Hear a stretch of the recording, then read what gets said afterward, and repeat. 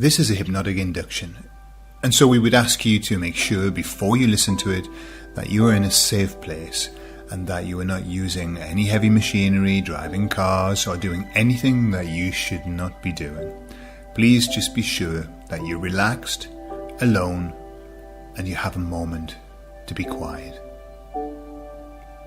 Now, make yourself comfortable whether you're sitting or whether you're lying down. It really isn't important, but please be sure that your arms and your legs are uncrossed. Now you can do this with your eyes open or your eyes closed for the moment, but eventually you'll find that your eyes will close anyway because that's just a natural process. And I'd like you to start by taking 3 nice deep breaths in. And just follow me as we do this. Breathe in, hold it, and breathe out. Once more. Breathe in, hold it, and breathe out. And one more time, we're going to hold this a little longer. Breathe in, hold it, and then breathe out.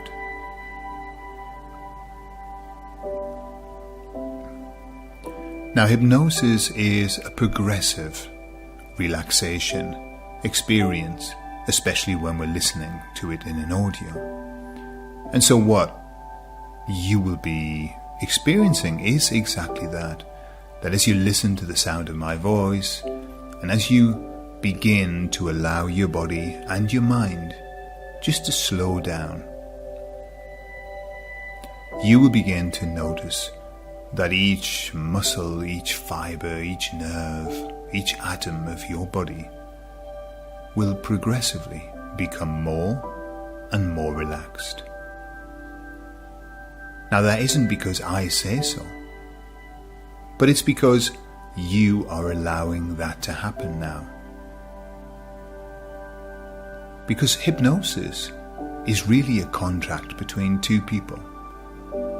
The person that is guiding you into hypnosis, and that is me. And the person who is going into hypnosis, and that is you.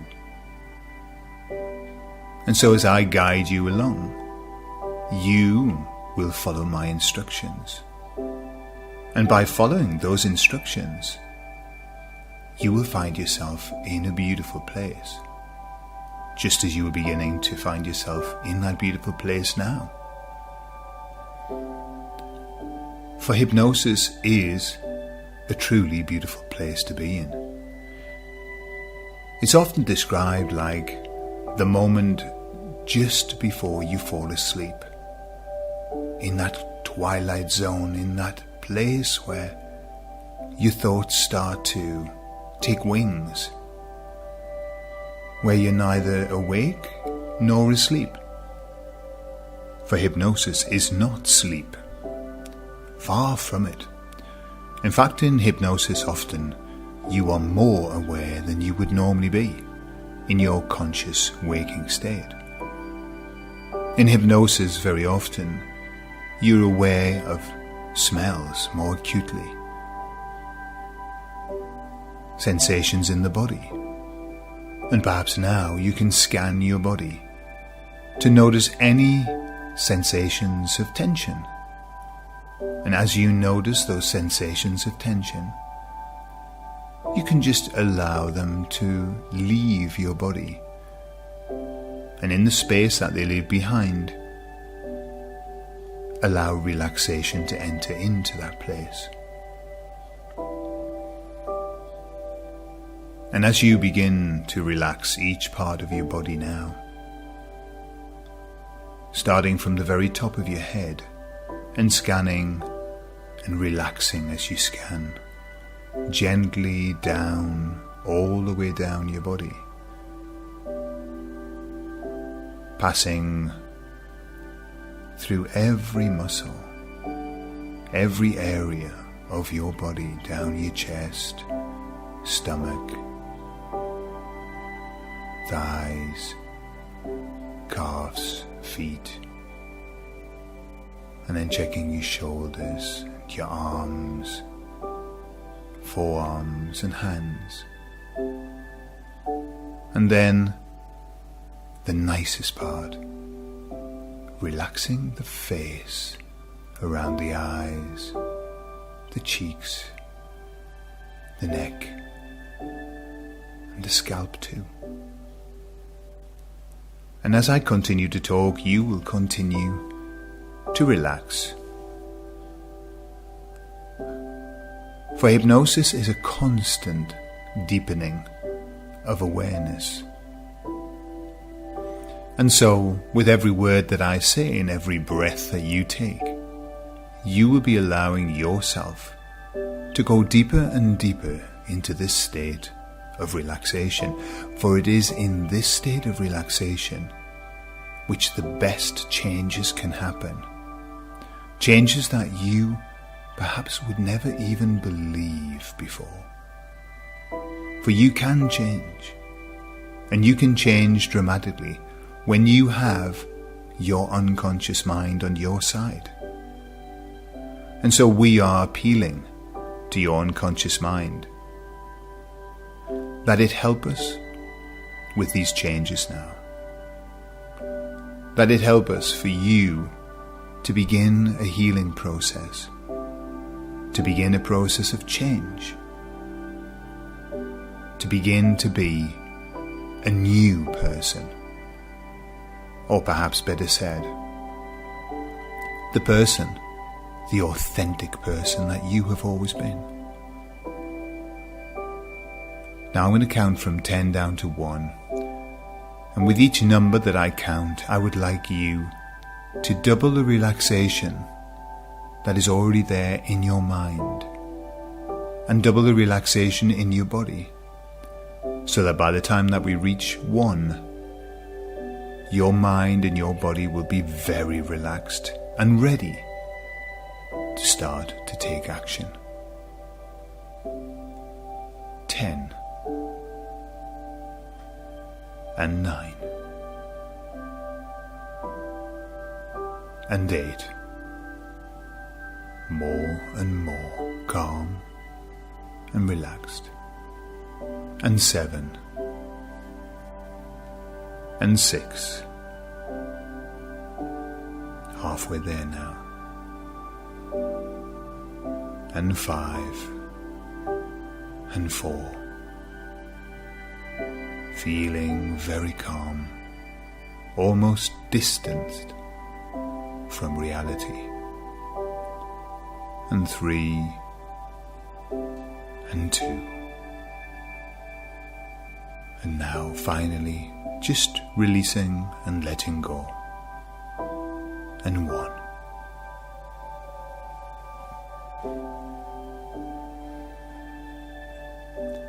Now, I'm going to talk directly to your unconscious mind, the mind that is always listening, the mind whose job it is to take care of you, to help you grow, the mind that replaces cells by the millions each day, the mind that makes your hair grow and your nails grow, the mind that keeps you healthy.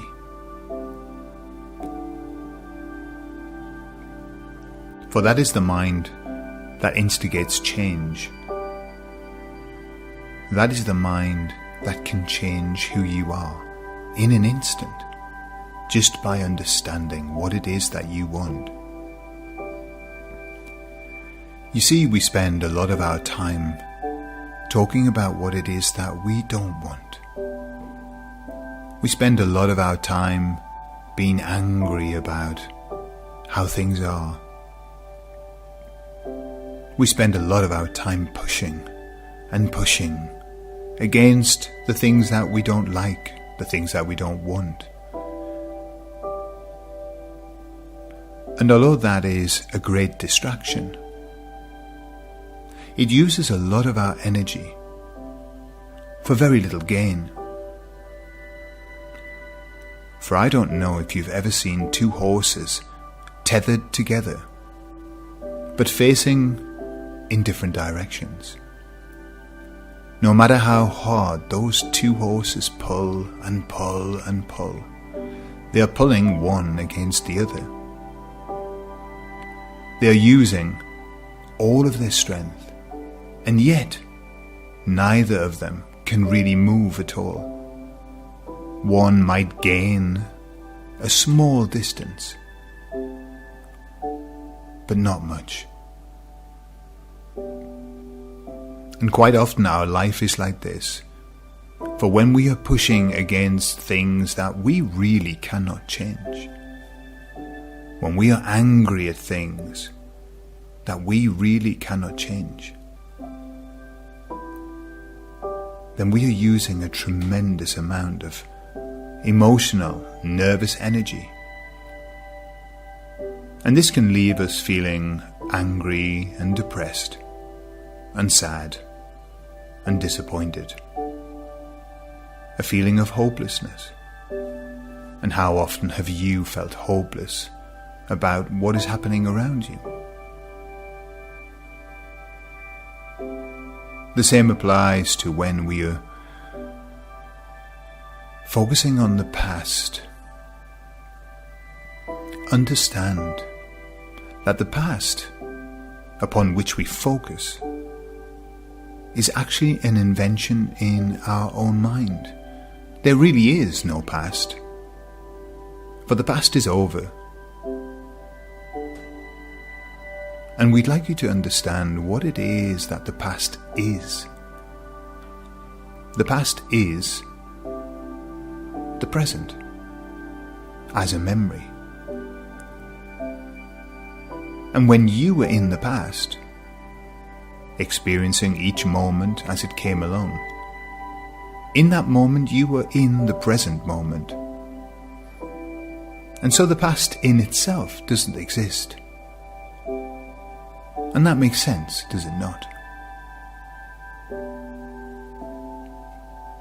And so when you find yourself dwelling, wallowing in the past, wondering why not?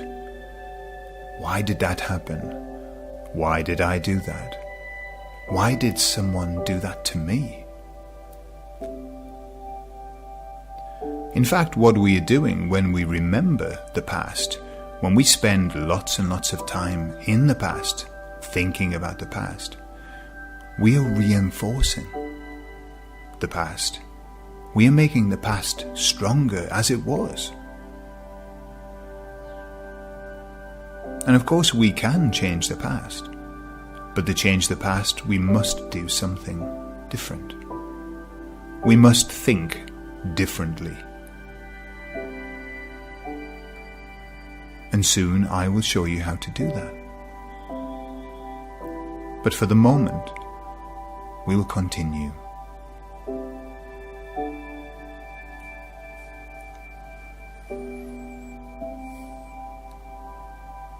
Understand that you are not alone.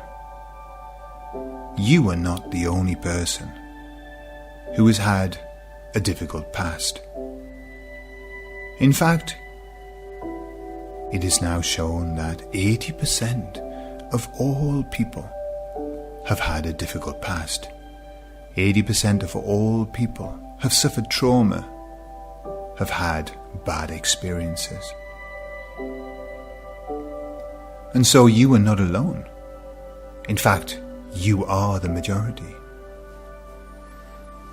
And that being the case, it seems rather silly to feel isolated, to feel victimized, to ask the question, why me? Because the question should really be, why us? Why so many people? And of course, the why question is the question that is the least helpful. Because why needs an answer to come from somebody else. Perhaps the person who caused you these problems. Perhaps the situation that caused you these problems. And that answer is not available. What is more, that answer would not alleviate the issue. But once you understand what the correct question is, then you can start to begin to make these changes now. For the correct question is, what must I do to fix this? How can I fix this?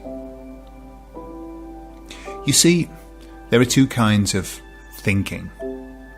There is the thinking about what was and what has happened. And there is the thinking about what could happen and what can happen. And this is where we are asking your unconscious mind to begin to start to work. Just take a moment now to imagine the answer to these questions. If you could choose your perfect life now, how different would it be to the one that you have now? Take some time to think about that.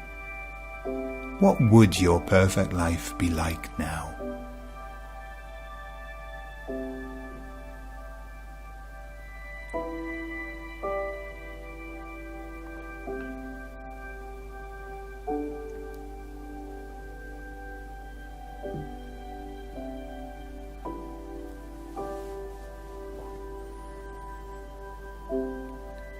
And as you think about that, I wonder whether you can start to imagine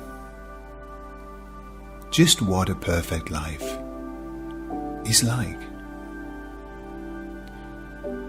And I wonder whether you would really change such a lot in your life.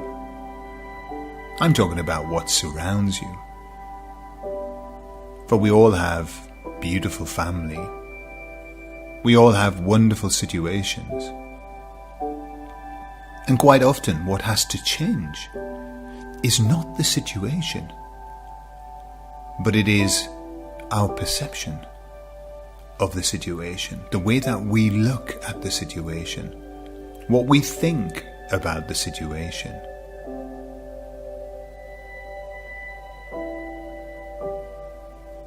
There is an expression, beauty is in the eye of the beholder.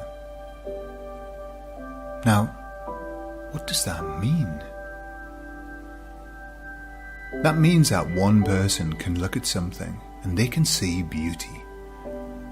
And another person can look at the same thing and see nothing. And so does beauty really exist? Only in the eye of the beholder. And that's why you can look at your situation, your life, what you have created, and you can see beauty. You can see wonder. You can see joy and peace and happiness. Or you can look at your situation and see something else. The difference is what is happening on the inside of your mind and not on the outside. That is why, imagine that you have a friend and your friend gets very, very angry with something. And when you talk to your friend says, "I'm so angry at this something. I'm so angry." And yet, when you look at that something, it doesn't affect you at all. How can that be? How can that something make your friend so angry, and yet when you look at it, nothing happens? That is because, just as beauty is in the eye of the beholder, badness, wrongness, injustice is also in the eye of the beholder. There is no good and bad, there is no right or wrong, except that you think it that way. And when you begin to understand that now, you will understand that when you feel bad about something, the feeling is happening inside of you, not outside. It is not that something is bad. It is something that you are doing on the inside. It is a process on the inside where you are creating negative feelings about this something. The something has no feelings attached to it at all. It just is. These negative feelings are on the inside of you. You are creating them. And this is the absolute key. We want you to understand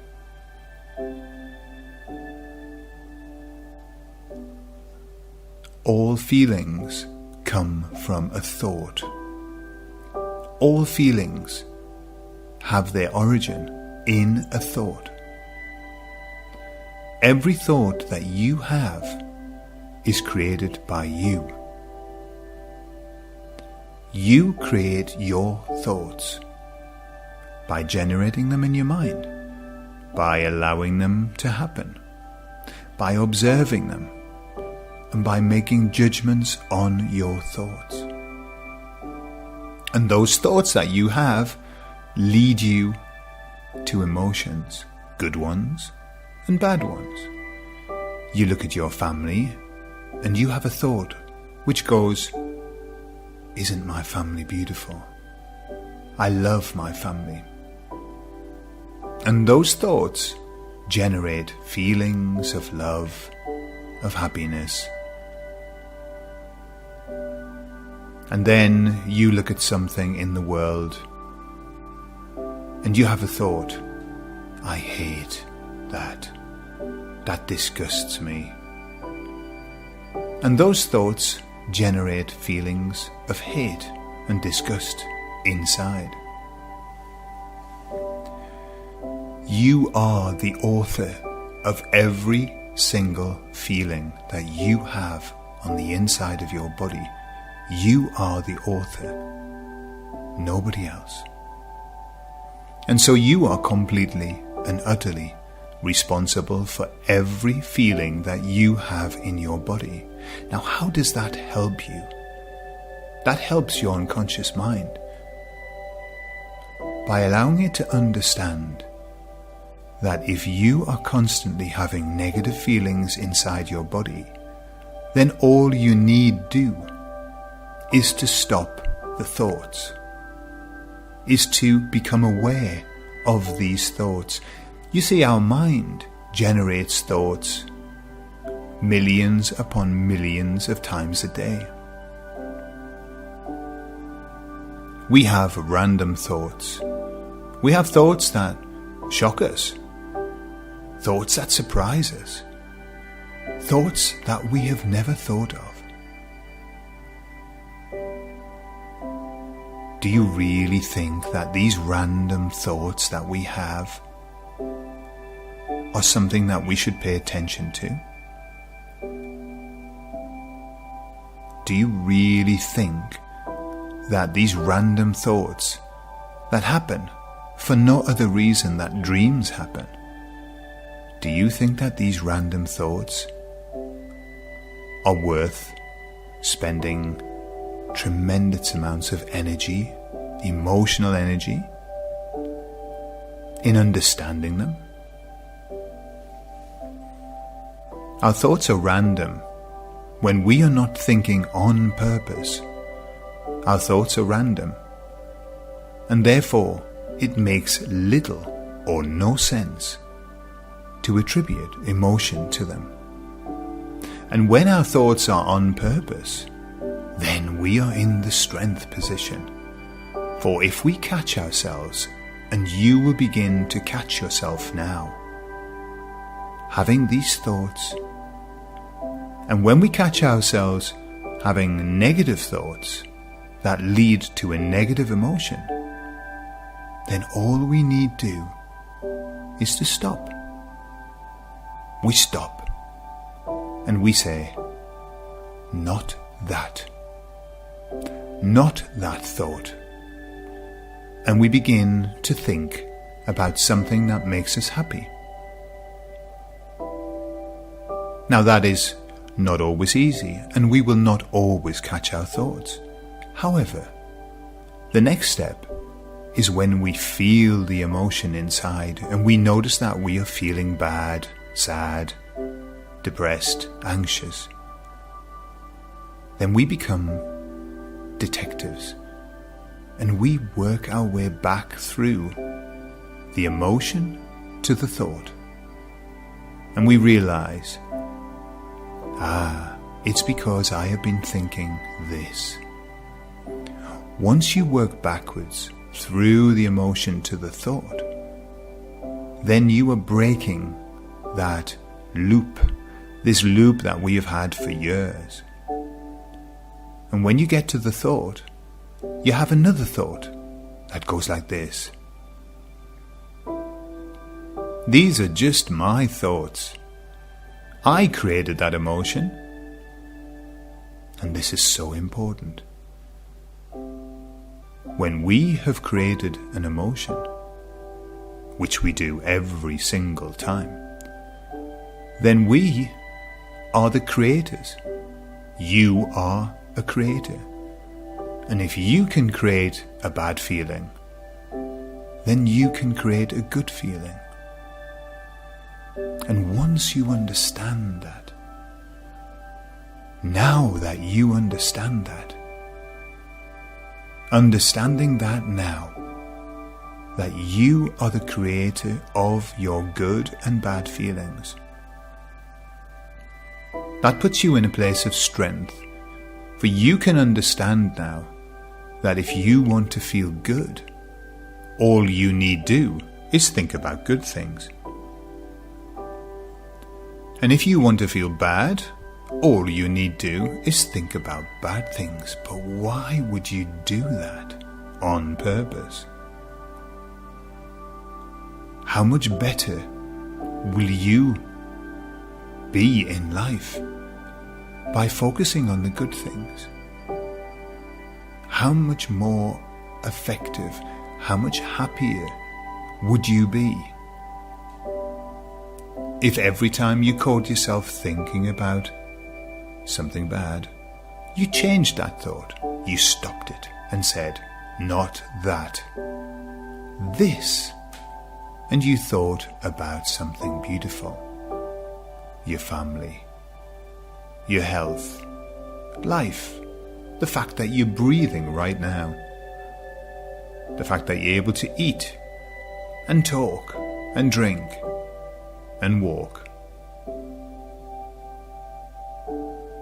And that's all that you need to do. Become aware. Start thinking on purpose. A mind that is allowed to run amok will run amok. Not because it's bad, not because it wants to hurt you. A mind will give you every option of thought if it is allowed. It's just what the mind does. But let me tell you something. It's only doing that because you have not given it the instructions that it needs. A computer will generate rubbish and garbage if you have input rubbish and garbage. Garbage in, garbage out. And so your job now, each and every day, is to start to input what it is that you want your mind to represent to you. Every time that a negative thought appears, you stop it. And you say, not this, but that. And the that is a happy thought. And each time you catch a negative emotion, already the thought has done its job and it has led you to a negative emotion. you catch that negative emotion and you, like a detective, work your way back and you ask the question, what have I been thinking to make myself feel this way? And when you arrive at the thought, you say, these are just my thoughts. I did this. And so if these are my thoughts, and if I can do this, then I can undo this. I can think of something beautiful. And it's a process of education. You need to educate your mind. Your mind wants to be educated. Your mind wants to know what to do. And until you tell it what to do, it will do whatever it thinks it should do. And that, normally, is not a good thing. And so your job now is to begin to re-educate your mind. Not this, that. These are just my thoughts. If I can create this feeling, then I can create any feeling. What I am feeling inside has nothing to do with what is happening outside. What I am feeling inside, I have created my own self. These are very simple, easy to follow rules, lessons about life. And once you understand them, then they will allow you to become present in the moment, right now, enjoying what there is now. For let me tell you, there is nothing else but now. Now is the only thing that any of us possess. There is no past. There is no future. There is only moments of now. And as the now passes, we reflect on that now and think that it is the past, but it is not. It is just moments of now that have gone. And when we think of the future, we think that it is the future, but it is not. For when it arrives, it will just be now. And so now is all that we have. And now is the time for you to start to educate your own mind, to take back your power. Be the person that your mind has always wanted you to be. Be the person that you have always wanted to be. Be your authentic self. And you will be happy. And you can be happy.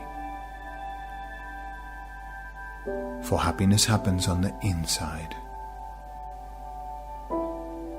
And you can have these insights on the inside. And become a happy person. For why would you ever allow negative thoughts and negative feelings to come into your body now that you know that you are the author of them? That would be crazy. And so now you can move forward with a new plan. The plan of being in the moment and controlling the moment and being aware that you are the author of every moment of your life. And these suggestions and my words will stay with you, and you will find them appearing in every moment of your day. And you will hear my words like an echo inside of your mind. Sometimes you will be aware of them, sometimes you won't. But your unconscious mind will begin to put this idea, these suggestions into action now, so that you can become your real authentic self. The happy person, the happy child that was always on the inside. And you can truly be who you have always been. And so in a moment I'm going to count from 1 to 5. When you reach 5, you will be fully awake and present and ready to make these changes. Now, 1, 2, starting to feel the energy come back. And if you want to go to sleep after this, then there's absolutely no problem. You can drop perfectly into sleep after hypnosis. 3 and 4. Coming back now to normal consciousness. And 5.